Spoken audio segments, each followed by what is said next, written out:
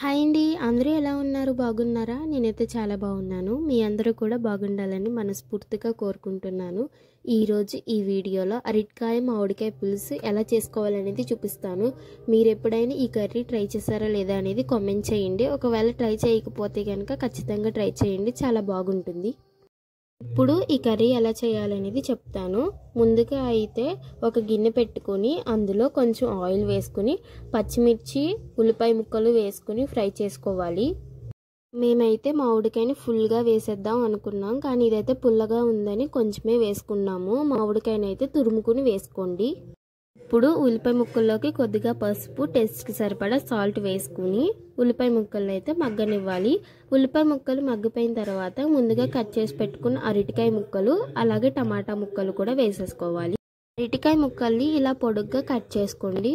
ఒకసారి బాగా ఫ్రై చేసుకుని మూత పెట్టుకుని వీటిని కూడా బాగా మగ్గనివ్వాలి.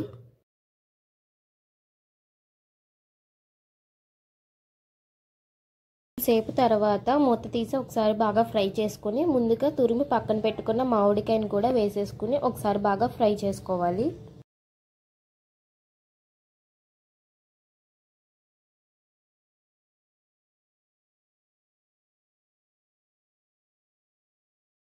మామిడికాయ తురుము వేసుకున్న తర్వాత అందులోనే సరిపడా కారం కూడా వేసుకుని ఒకసారి బాగా మిక్స్ చేయాలి.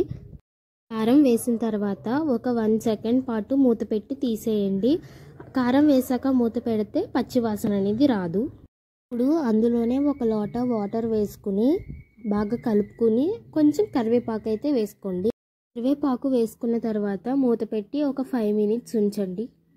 5 మినిట్స్ తర్వాత మూత తీసి చూస్తే మనకి అరటికాయ మామిడికాయ పులుసు అయితే రెడీ అయిపోతుంది. ఇంకా చివరిన కొంచెం కొత్తిమీర వేసుకుని స్టవ్ ఆఫ్ చేసేయడమే. అంతే అండి, ఎంతో ఈజీగా అరటికాయ మామిడికాయ పులుసు అయితే రెడీ అయిపోతుంది. మీరు ఎప్పుడైనా ట్రై చేసారా లేదా అనేది అయితే కామెంట్ చేయండి. వీడియో ఎలా ఉందనేది కామెంట్ చేయండి. నచ్చితే ఒక లైక్ చేయండి. మళ్ళీ నెక్స్ట్ వీడియోలో కలుద్దాము.